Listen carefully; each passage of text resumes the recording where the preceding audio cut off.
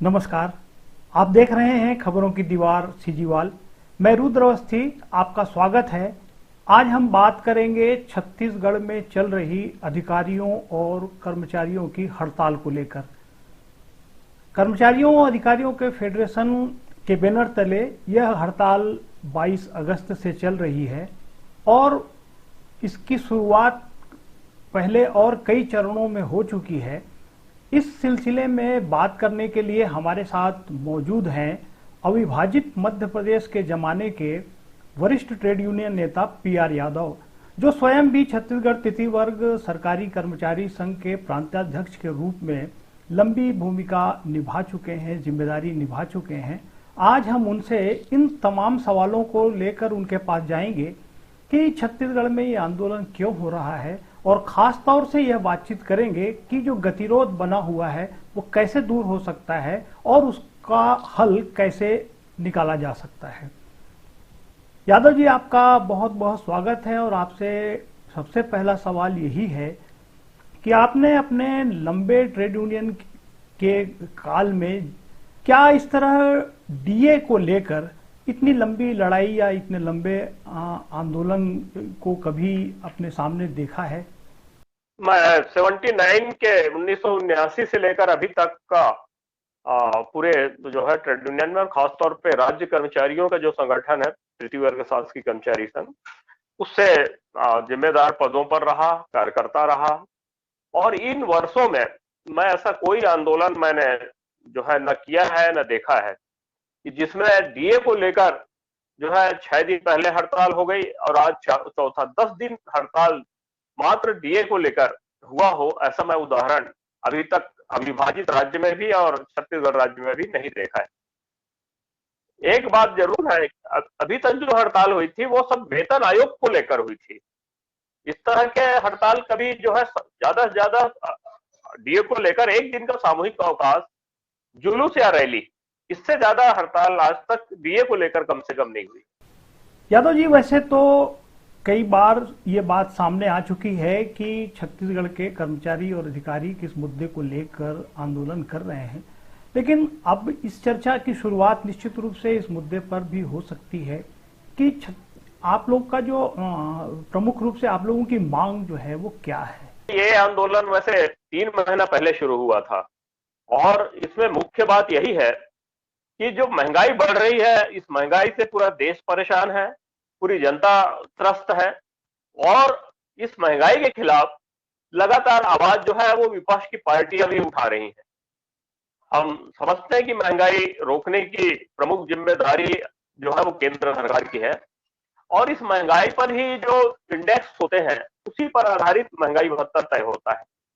तो ये इंडेक्स केंद्र के पास है और केंद्र जो महंगाई के हिसाब से भत्ते सूचकांक पर आधार पर भत्ते जारी करती है, तो ये परंपरा क्या नियम ही है रहा है कि केंद्र के तिथि से राज्य के कर्मचारियों को उसी इंडेक्स पर, उसी मापदंड पर महंगाई भत्ता दिया जाता है। और इसी को मांग को लेकर कर्मचारी महंगाई से थोड़ी राहत मिलेगी, इसलिए समय पर महंगाई भत्ता मिले। अभी छत्तीसगढ़ के कर्मचारी अधिकारियों को 2 साल पुराना महंगाई भत्ता के लिए अभी भी लड़ रहे हैं। अभी जो माननीय मुख्यमंत्री ने 6% दिया है, जिस एरिया को नहीं दिया 2 साल का, तो हम उस 2 साल का एरियस के लिए भी जो है वो बात कर रहे हैं, तो सरकार सुनने को तैयार नहीं। क्योंकि महंगाई भत्ता महंगाई की क्षतिपूर्ति है। जो बाजार से हम लोगों को इस अवधि में बढ़ी हुई दर पर महंगाई हुआ, तो वेतन में ना जुड़ के महंगाई भत्ते के रूप में वेतन का हिस्सा बनता है। इसलिए महंगाई भत्ता एक मुख्य विषय है अभी के आंदोलन का। दूसरा एचआरए है। ये एचआरए हमको 15 साल पहले जो वेतन मिलता था उस पर मिल रहा है, 6वें वेतन पर। और वो एचआर को रिवाइज करने की एक जो मांग है, आज आपको आश्चर्य होगा कि एक तहसीलदार को 900 रुपया हजार भर का भी जो है गृह भाड़ा भत्ता नहीं मिल रहा है। छोटे कर्मचारियों किसी को 500, 700, 800। तो ये इतने में कहां पर मकान बनेगा या किराए से मिलेगा? ये एक जो है सरकार को निश्चित ही चिंतन करना चाहिए। और एक दूसरा मांग सिर्फ यही है, ये 2 सूत्री मांग है हमारी। ये मांग नहीं है, चल सरकार को इस पर तो पहले ही निर्णय ले लेना था, इसके लिए आंदोलन की जरूरत नहीं पड़नी चाहिए। सरकार ने जो एक बात अभी कही है कि छत्तीसगढ़ में बिजली को लेकर जो सुविधा दी गई है और किसानों को जो राहत दी गई है, उसका लाभ भी किसान परिवार के कर्मचारियों को मिल रहा है। ऐसी स्थिति में क्या आप लोगों ने एक जिद के तहत यह आंदोलन जारी रखा है, ऐसा माना जाए?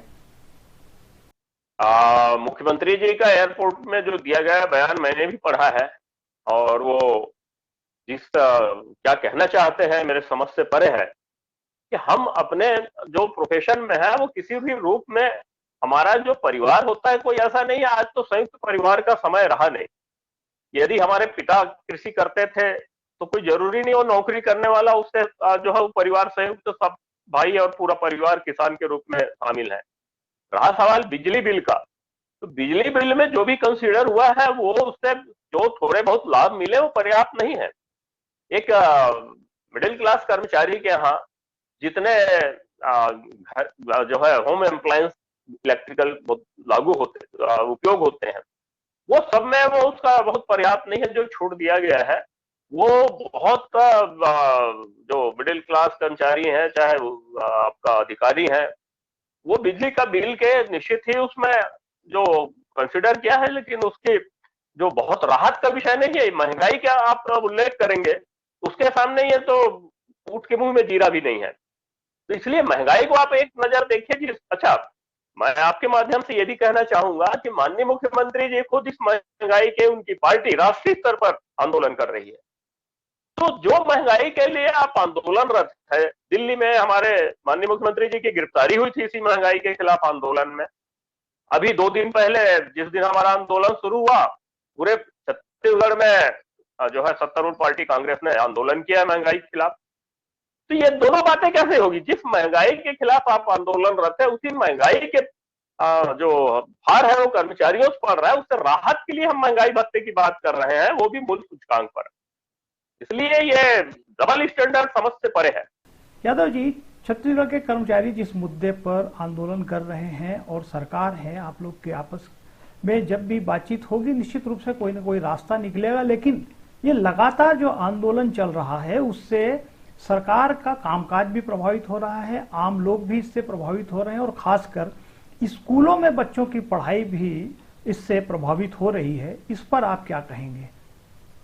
निश्चित ही आम आदमी को परेशानी हो रही है, हम उससे क्षमा भी चाहेंगे और हम उनसे अपील भी करेंगे कि आप हमारे इस आंदोलन को नैतिक समर्थन दीजिए, ताकि सरकार को बाध्य किया जा सके कि जो जायज है, न्याय है, वो शीघ्र से शीघ्र करे, ताकि आम जनता की परेशानी दूर हो। निश्चित ही हमें भी यह तकलीफ होती है कि लोग न्यायालय से वापिस आ रहे हैं, उनकी पेशी बढ़ा दी जा रही है, बढ़ाने वाले भी वहां क्लास 4 से लेकर क्लास 3 सब हड़ताल पर है।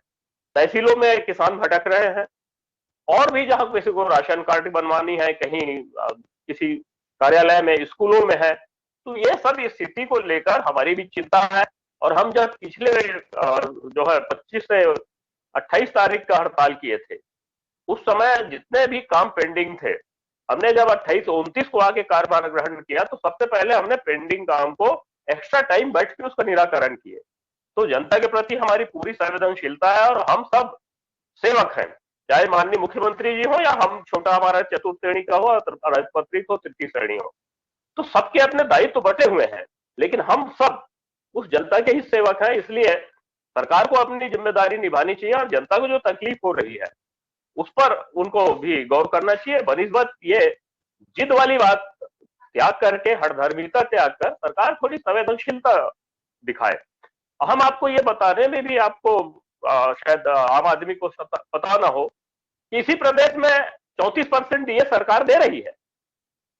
मैं अखिल भारतीय सेवा के लोगों की बात नहीं कर रहा हूं, उनको तो मिल ही रहा है। मैं विद्युत कंपनी के हमारे जो साथी हैं, कर्मचारी अधिकारी हैं, उनकी बात कर रहा हूं। इसी सरकार ने निर्णय लिया है, उनको 34% ये दे रहा है।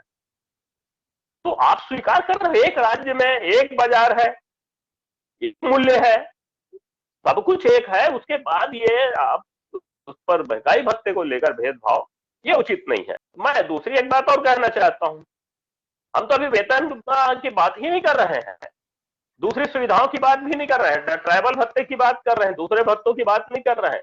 ये एसेंशियल है, बहुत आवश्यक हमारे जीवन पर, हमारा घर का, परिवार का बजट बिगड़ रहा है, इसलिए हम ये महंगाई भत्ता और गृह भाड़ा भत्ता की बात कर रहे हैं। ये दोनों हमारा रहने का ठिकाना और आपका भोजन की व्यवस्था, इसके बगैर बात आगे नहीं बढ़ सकती। इसलिए एसेंशियल हमारे ये आवश्यकताएं हैं, बहुत अति आवश्यक है, इसलिए हम इनकी बात कर रहे हैं।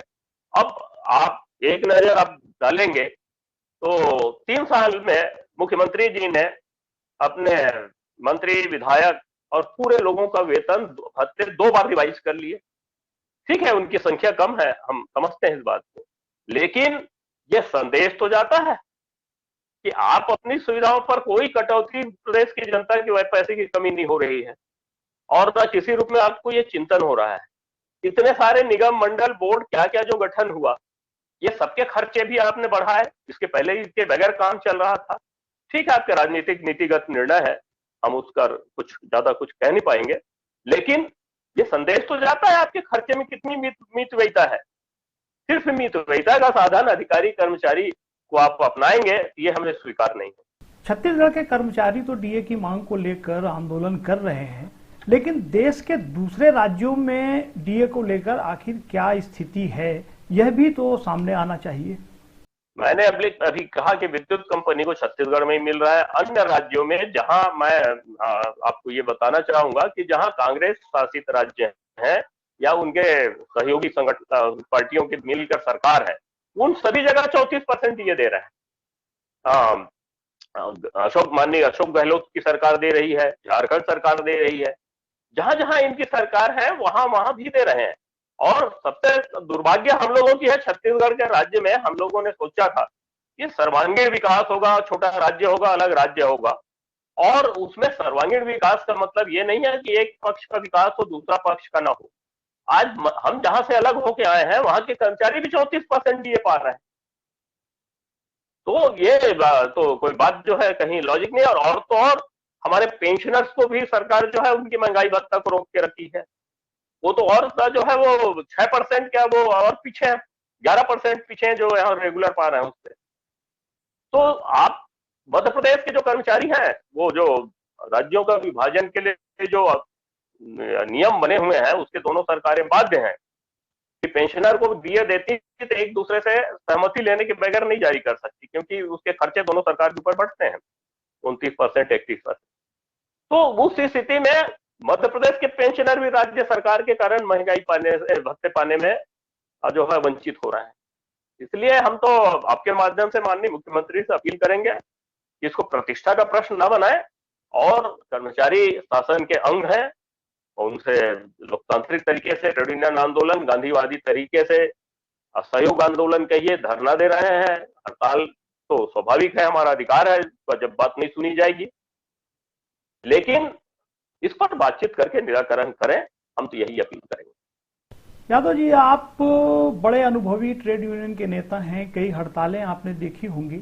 आपको क्या लगता है कि ये जो अभी इस समय वर्तमान समय में जो छत्तीसगढ़ में कर्मचारियों, अधिकारियों की जो हड़ताल है, इसका रास्ता किस तरह से निकाला जा सकता है? समाधान आखिर कैसे सामने आएगा, इस बारे में आप क्या सोचते हैं? देखिए, हम लोग 3 महीना पहले जो है नोटिस दिए थे सरकार को इस आंदोलन के लिए। उसके बाद 19 जून को एक दिन का सामूहिक अवकाश करके ध्यानाकर्षण किए। उसके बाद 25 से 28 जुलाई फिर हड़ताल किए 5 दिन का, और हर बार कलेक्टरों के माध्यम से शासन को ज्ञापन जा रहा है। लेकिन मुख्यमंत्री जी बुलाकर बात किससे कर रहे हैं? जो हड़ताल में शामिल नहीं है, जो संगठन हड़ताल के विरोध में, संगठन तो आप जानते हैं कि 7 आदमी मिलकर पंजीयन करा लेते हैं और संगठन बन जाता है। अब वो उनका जनाधार कितना है मैं उस पर कुछ कहना नहीं चाहूंगा, वो दिख रहा है। ऐसे लोगों से के लिए मुख्यमंत्री जी के पास समय है, उनके अधिकारियों के पास समय है, उनसे बार बार चर्चा करते हैं, बुलवाते हैं। लेकिन जो नोटिस है 3 महीना पहले दिए हैं, जो आज आंदोलनरत हैं, उन कर्मचारियों से सिर्फ अधिकारियों ने एक बार बात की है, जेडी सेक्रेटरी ने, और उनके कहने पर मुख्यमंत्री जी ने एक बार बुलाया है, वो मेरे ख्याल से 20-21 तारीख को। उसके 22 से हड़ताल हुई, और वो बुला के इस तरह की उन्होंने समझाई दिए कहिए या धमकाया कहिए कि जो मैंने दे दिया दे दिया, अब उसको मान लो और हड़ताल वड़ताल मत करो, और करोगे तो सरकार निपटना जानती है।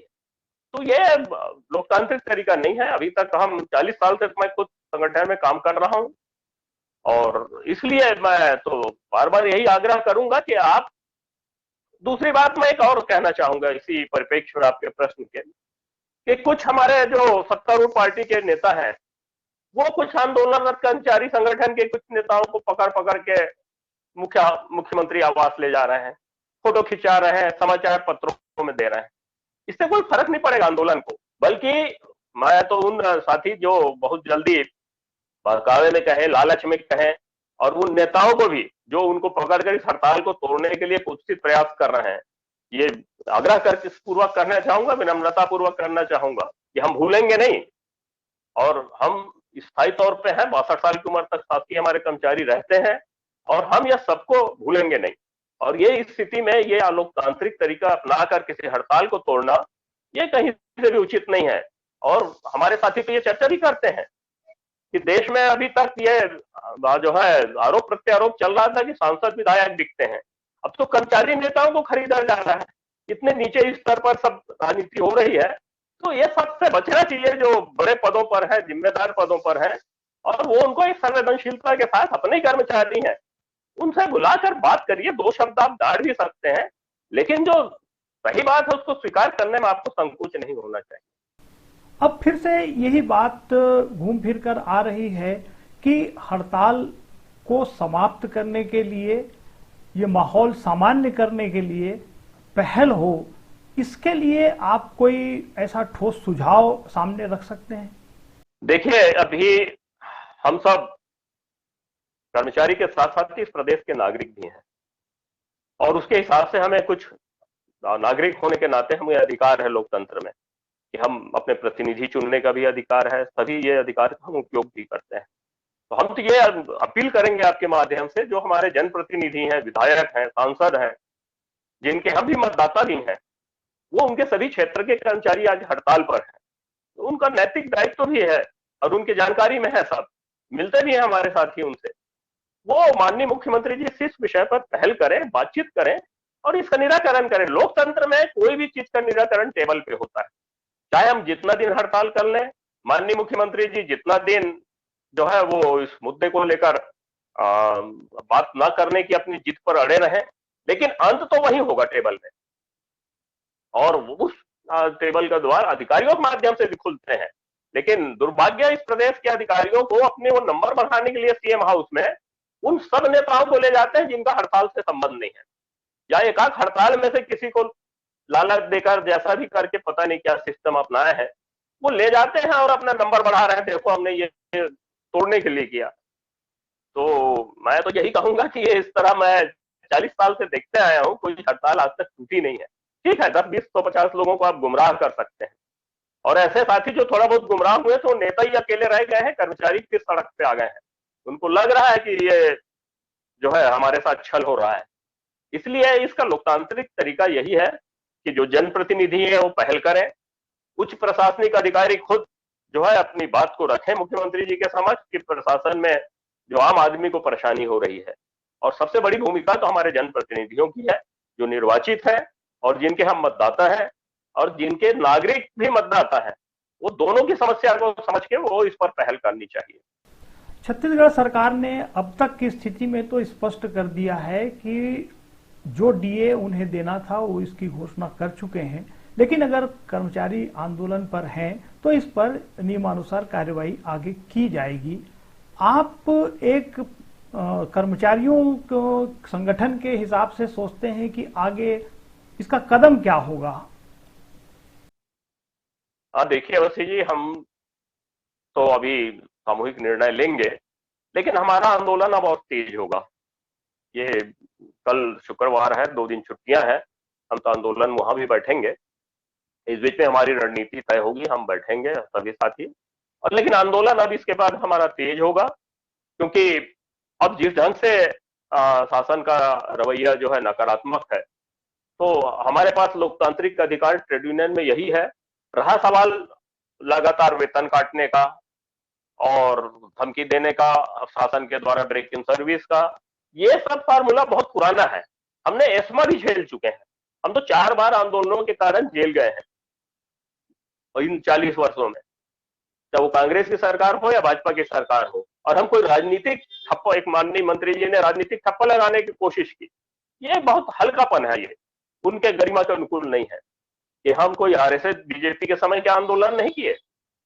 यदि ऐसा होता तो फिर बात जो है कुछ और होती। ये इतनी बड़ी तादाद से जनसमर्थन कर्मचारियों को नहीं मिलता। हम बिल्कुल पूरी तरह गैर लोकतांत्रिक, गैर राजनीतिक है, कोई राजनीति से प्रभावित नहीं है।